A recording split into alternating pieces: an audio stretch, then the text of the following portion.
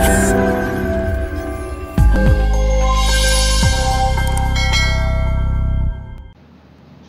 morning everyone. Welcome to Punjabi class.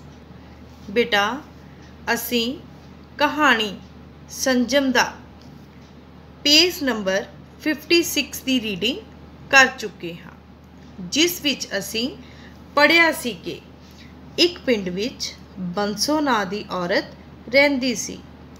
उसने घर विच एक बकरी पाली सी। ओह सारा दिन बकरी नूं चारदी रहिंदी सी। बंसो दी एक ही कुड़ी सी जिहड़ी 2 पिंड छड्ड के विआही सी। एक दिन उसनूं सुनेहा आया कि उसदे दोतरा होया है। नानी बनन दी खुशी विच उसदे पैर जमीन ते नहीं लगे। अगले दिन उसने अपनी धी वल जाण दी तैयारी कर लई। उसने झोले विच धी जोगे कपड़े पाए ते जोड़िया होया देसी घ्यो दा पीपा चुकिया ते कुड़ी दे पिंड वल तुर पई। ओह अद्धे तो ज़्यादा रस्ता तय कर चुकी सी ते अपने आप विच थकावट महसूस करन लगी तां ओह साह लैण लई दरख्त थल्ले बैठ गई। सवेरे तड़के उठन कारण उसनूं उत्थे ही नींद आ गई। थोड़ी देर बाद जदों बंसो उठी तां उसने देखिया कि घ्यो वाला पीपा उत्थे नहीं सी। ओह बहुत घबराई। उसने चारे पासे नज़र मारी। उसने देखिया कि एक औरत उसका पीपा सिर ते चुकी हुई जा रही सी। ओके बेटा, अज असी उस तो अगे लैसन की रीडिंग करांगे। Page number 57 and 58। उस तो पहला बेटा मैं तुहानू औखे शब्दां दे अर्थ करावांगी। तुसी इन्हां नू बुक्स दे उपर विद पेंसिल लिखना है, ठीक है। फर्स्ट वर्ड इज पैरां ते पानी नहीं सी पैन दिंदी, गल ना मन्नी। नन्ना फड़िया, इनकार करना। मसला, मामला। कचहरी, अदालत, कोर्ट। दलीलां, तर्क। अर्धली, सेवक। मिधण, मसलना। कहानी, चंगी तरह किया गया गोल। हैरान हो गए, अचंभित हो गए। गारे नाल लथपथ, चिक्कड़ नाल लिबड़ जाना। यस बेटा, नाउ ऑन पेज नंबर 58। अर्धली, सेवक। कचहरी, अदालत, कोर्ट। मसा, मुश्किल नाल, हार्डली। फैसला सुनाया, निर्णय सुनाया। संजम, सबर, पेशेंस। इंसाफ, न्याय, जस्टिस। अश अश कर उठे, खुश होना। नव जम्मिया, नवा पैदा होया जा नव जम्मिया, न्यू बॉर्न। उड़ीक कर रहा सी, इंतज़ार कर रहा सी। ओके बेटा, हुण असी पेज नंबर 57 अते 58 दी रीडिंग करांगे। तुसी सब ध्यान नाल इसनू सुनोगे। बंसो साहो साह होई उस औरत कोल पहुँच गई जिहड़ी उसदा घ्यो दा पीपा चुक के लै गई सी। बंसो ने उस औरत नू बड़ा कहा कि यह घ्यो दा पीपा मेरा है, पर वह औरत तां पैरां ते पानी नहीं सी पैन दिंदी। उस औरत ने बस इक्को नन्ना फड़िया होया सी कि यह घ्यो तां मेरा है। इस पैरे विच असी पढ़िया कि जदों बंसो ने देखिया कि औरत उसका पीपा सिर ते चुकी जा रही है तो वह साहो साई हुई उस कोल पहुँचती है ते ਬੰਸੋ ਨੇ ਉਸ ਔਰਤ ਨੂੰ ਕਿਹਾ ਕਿ ਇਹ ਘਿਓ ਦਾ ਪੀਪਾ ਮੇਰਾ ਹੈ, ਪਰ ਉਹ ਔਰਤ ਨੇ ਉਸ ਦੀ ਇੱਕ ਗੱਲ ਨਾ ਮੰਨੀ। ਉਸਨੇ ਬਸ ਇੱਕੋ ਹੀ ਰੱਟ ਲਗਾਈ ਸੀ ਕਿ ਇਹ ਘਿਓ ਦਾ ਪੀਪਾ ਤਾਂ ਮੇਰਾ ਹੈ। ਅਖੀਰ ਮਸਲਾ ਹਾਕਮ ਦੀ ਕਚਹਿਰੀ ਜਾ ਪਹੁੰਚਿਆ। ਬੰਸੋ ਨੇ ਹਾਕਮ ਨੂੰ ਕਿਹਾ, ਮੇਰੇ ਘਰ ਇੱਕ ਬੱਕਰੀ ਹੈ, ਮੈਂ ਬੜੇ ਹਿਸਾਬ ਨਾਲ ਚਲਦੀ ਹਾਂ। ਮੈਂ ਉਸ ਦਾ ਥੋੜ੍ਹਾ ਦੁੱਧ ਵਰਤਦੀ ਹਾਂ ਅਤੇ ਬਾਕੀ ਦੇ ਦੁੱਧ ਤੋਂ ਹੌਲੀ ਹੌਲੀ ਮੈਂ ਆਪਣੀ ਕੁੜੀ ਵਾਸਤੇ ਘਿਓ ਦਾ ਪੀਪਾ ਜੋੜਿਆ ਹੈ। ਇਸ ਪੈਰੇ ਵਿੱਚ ਅਸੀਂ ਪੜ੍ਹਿਆ ਬੇਟਾ ਕਿ ਜਦੋਂ ਉਹ ਔਰਤ ਇਹ ਗੱਲ ਮੰਨਣ ਲਈ ਤਿਆਰ ਹੀ ਨਹੀਂ ਸੀ ਕਿ ਘਿਓ ਦਾ ਪੀਪਾ ਬੰਸੋ ਦਾ ਹੈ, ਤੇ ਅੰਤ ਇਹ ਮਾਮਲਾ ਹਾਕਮ ਦੀ ਕਚਹਿਰੀ ਜਾ ਪਹੁੰਚਿਆ। ਬੰਸੋ ਨੇ ਹਾਕਮ ਨੂੰ ਕਿਹਾ ਕਿ ਮੇਰੇ ਘਰ ਇੱਕ ਬੱਕਰੀ ਹੈ, ਮੈਂ ਬਹੁਤ ਤਰੀਕੇ ਨਾਲ ਚਲਦੀ ਹਾਂ। ਮੈਂ ਉਸ ਦਾ ਥੋੜ੍ਹਾ ਦੁੱਧ ਵਰਤਦੀ ਹਾਂ ਅਤੇ ਬਾਕੀ ਦੇ ਦੁੱਧ ਤੋਂ ਘਿਓ ਜਮ੍ਹਾਂ ਕਰਦੀ ਹਾਂ। ਠੀਕ ਹੈ ਬੇਟੇ। ਨੈਕਸਟ ਇਜ਼, ਉਹ ਔਰਤ ਜਿਹੜੀ ਘਿਓ ਚੁਰਾ ਕੇ ਲਿਆਈ ਸੀ ਕਹਿਣ ਲੱਗੀ, ਅਦਾਲਤ ਪੂਰਾ ਇਨਸਾਫ ਕਰੇ। ਕਦੀ ਬੱਕਰੀ ਵਾਲੇ ਵੀ ਘਿਓ ਦਾ ਪੀਪਾ ਜੋੜ ਸਕਦੇ ਹਨ। ਮੇਰੇ ਘਰ ਗਊ ਹੈ ਜਿਹੜੀ ਕਾਫੀ ਦੁੱਧ ਦਿੰਦੀ ਹੈ। ਮੈਂ ਇਹ ਘਿਓ ਉਸ ਗਊ ਦੇ ਦੁੱਧ ਤੋਂ ਜੋੜਿਆ ਹੈ। ਠੀਕ ਹੈ ਬੇਟੇ।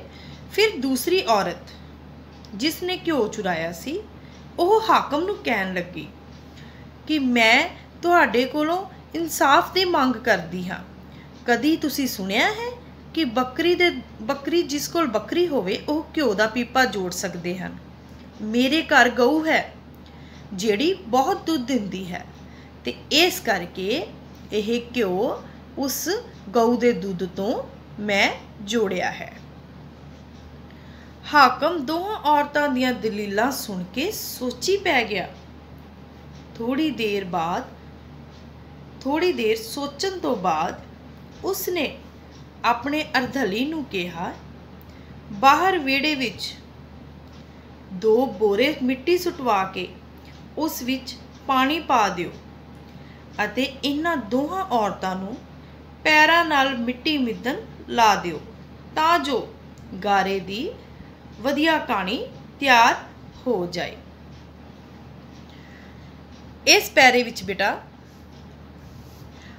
ਪੜ੍ਹਿਆ ਕਿ ਹਾਕਮ ਦੋਹਾਂ ਔਰਤਾਂ ਦੀਆਂ ਗੱਲਾਂ ਨੂੰ ਸੁਣ ਕੇ ਸੋਚੀ ਪੈ ਗਿਆ।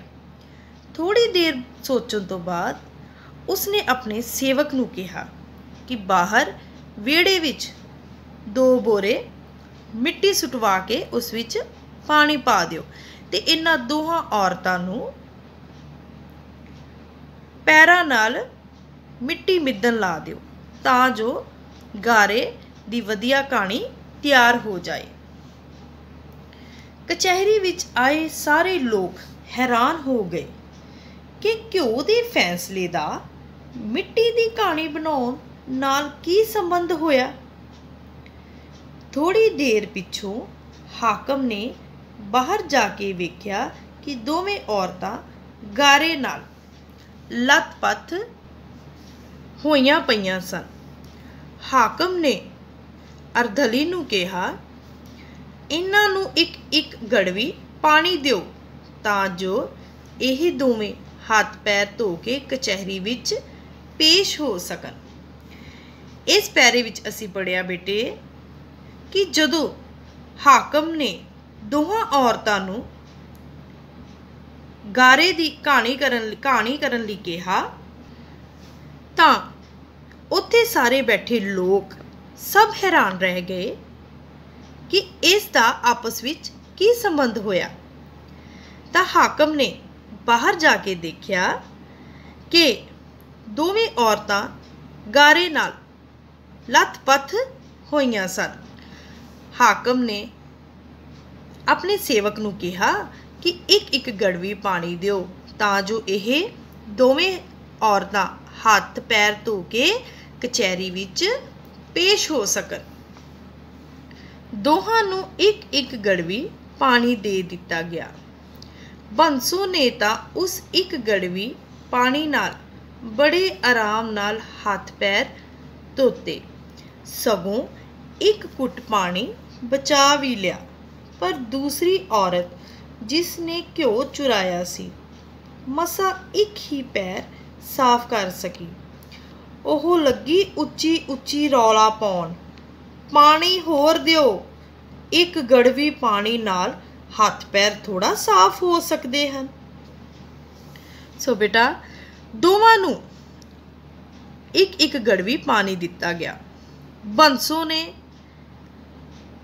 ਇੱਕ ਗੜਵੀ ਪਾਣੀ ਨਾਲ ਬੜੇ ਪਿਆਰ ਨਾਲ ਸਬਰ ਨਾਲ ਹੱਥ ਪੈਰ ਵੀ ਧੋਤੇ ਤੇ ਉਸ ਵਿੱਚੋਂ ਇੱਕ ਘੁੱਟ ਪਾਣੀ ਵੀ ਬਚਾ ਲਿਆ।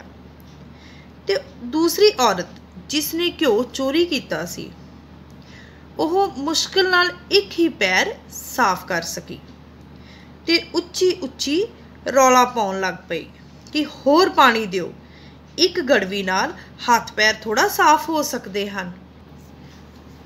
ਹਾਕਮ ਨੇ ਉਹਨਾਂ ਦੋਹਾਂ ਵੱਲ ਵੇਖ ਕੇ ਫੈਸਲਾ ਸੁਣਾਇਆ ਕਿ ਤੁਸੀਂ ਸਾਰਿਆਂ ਨੇ ਵੇਖਿਆ ਹੈ ਕਿ ਬੱਕਰੀ ਵਾਲੀ ਔਰਤ ਨੇ ਇੱਕ ਗੜਵੀ ਪਾਣੀ ਨੂੰ ਕਿੰਨੇ ਸੰਜਮ ਨਾਲ ਵਰਤ ਕੇ ਹੱਥ ਪੈਰ ਧੋਤੇ ਹਨ ਅਤੇ ਉਸ ਵਿੱਚੋਂ ਵੀ ਥੋੜਾ ਜਿਹਾ ਪਾਣੀ ਬਚਾ ਲਿਆ ਹੈ। ਪਰ ਗਊ ਵਾਲੀ ਔਰਤ ਕੋਲੋਂ ਇੱਕ ਗੜਵੀ ਪਾਣੀ ਨਾਲ ਇੱਕ ਪੈਰ ਵੀ ਚੰਗੀ ਤਰ੍ਹਾਂ ਸਾਫ਼ ਨਹੀਂ ਹੋਇਆ। ਇਸ ਕਰਕੇ ਇਹ ਘਿਓ ਬੱਕਰੀ ਵਾਲੀ ਔਰਤ ਦਾ ਹੈ। ਗਊ ਵਾਲੀ ਔਰਤ ਨੇ ਇਸ ਦਾ ਘਿਓ ਚੁਰਾਇਆ ਹੈ। ਅੰਤ ਬੇਟਾ ਹਾਕਮ ਨੇ ਉਹਨਾਂ ਦੋਹਾਂ ਵੱਲ ਦੇਖ ਕੇ ਫੈਸਲਾ ਸੁਣਾਇਆ ਤੇ ਕਿਹਾ ਕਿ ਤੁਸੀਂ ਸਾਰਿਆਂ ਨੇ ਵੇਖਿਆ ਹੈ ਕਿ ਬੱਕਰੀ ਵਾਲੀ ਔਰਤ ਨੇ ਇੱਕ ਗੜਵੀ ਪਾਣੀ ਨੂੰ ਕਿੰਨੇ ਸਬਰ ਨਾਲ ਵਰਤ ਕੇ ਹੱਥ ਪੈਰ ਧੋਤੇ ਹਨ ਤੇ ਉਸ ਵਿੱਚੋਂ ਹੀ ਥੋੜਾ ਜਿਹਾ ਪਾਣੀ ਬਚਾ ਲਿਆ। ਪਰ ਗਊ ਵਾਲੀ ਔਰਤ ਕੋਲੋਂ ਇੱਕ ਗੜਵੀ ਨਾਲ ਇੱਕ ਪੈਰ ਵੀ ਚੰਗੀ ਤਰ੍ਹਾਂ ਸਾਫ਼ ਨਹੀਂ ਹੋਇਆ ਤੇ ਅੰਤ ਹਾਕਮ ਨੇ ਇਹ ਕਿਹਾ ਕਿ ਇਹ ਘਿਓ ਬੱਕਰੀ ਵਾਲੀ ਔਰਤ ਦਾ ਹੈ। ਗਊ ਵਾਲੀ ਔਰਤ ਨੇ ਇਸ ਘਿਓ ਨੂੰ ਚੋਰੀ ਕੀਤਾ ਹੈ। ਹਾਕਮ ਦੇ ਇਨਸਾਫ ਕਰਨ ਦੇ ਤਰੀਕੇ ਤੋਂ ਸਾਰੇ ਅਸ਼ ਅਸ਼ ਕਰ ਉੱਠੇ। ਬੰਸੋ ਆਪਣਾ ਘਿਓ ਵਾਲਾ ਪੀਪਾ ਲੈ ਕੇ ਤੇਜ਼-ਤੇਜ਼ ਆਪਣੀ ਕੁੜੀ ਦੇ ਪਿੰਡ ਵੱਲ ਤੁਰ ਪਈ, ਜਿੱਥੇ ਉਸ ਦਾ ਨਵ ਜੰਮਿਆ ਦੋਹਤਰਾ ਉਸ ਦੀ ਉਡੀਕ ਕਰ ਰਿਹਾ ਸੀ। ਸੋ ਬੇਟੇ ਹਾਕਮ ਦੇ ਇਨਸਾਫ ਕਰਨ ਦੇ ਤਰੀਕੇ ਤੋਂ ਸਾਰੇ ਬਹੁਤ ਖੁਸ਼ ਹੋਏ। ਬੰਸੋ ਨੂੰ ਆਪਣਾ ਘਿਓ ਵਾਲਾ ਪੀਪਾ ਮਿਲ ਚੁੱਕਾ ਸੀ। ਉਸਨੇ ਘਿਓ ਵਾਲਾ ਪੀਪਾ ਲਿਆ ਤੇ ਕੁੜੀ ਦੇ ਪਿੰਡ ਵੱਲ ਤੁਰ ਪਈ, ਜਿੱਥੇ ਉਸ ਦਾ ਨਵ ਜੰਮਿਆ ਦੋਤਰਾ ਉਸ ਦੀ ਉਡੀਕ ਕਰ ਰਿਹਾ ਸੀ। ਸੋ ਬੇਟਾ ਇਸ ਦੇ ਨਾਲ ਹੀ ਕਹਾਣੀ ਸੰਜਮ ਫਿਨਿਸ਼ ਹੁੰਦੀ ਹੈ। ਠੀਕ ਹੈ ਬੇਟੇ, ਤੁਸੀਂ ਵੀ ਇਸ ਦੀ ਰੀਡਿੰਗ ਚੰਗੀ ਤਰ੍ਹਾਂ ਘਰ ਬੈਠ ਕੇ ਕਰਨੀ ਹੈ ਅਤੇ ਨਾਲ ਔਖੇ ਸ਼ਬਦਾਂ ਦੇ ਅਰਥ ਵੀ ਰਿਵਾਈਜ਼ ਕਰਨੇ ਹਨ। ਮੈਨੂੰ ਆਸ ਹੈ ਕਿ ਆਪ ਜੀ ਨੂੰ ਇਹ ਕਹਾਣੀ ਸਮਝ ਆ ਗਈ ਹੋਵੇਗੀ। Thank you very much.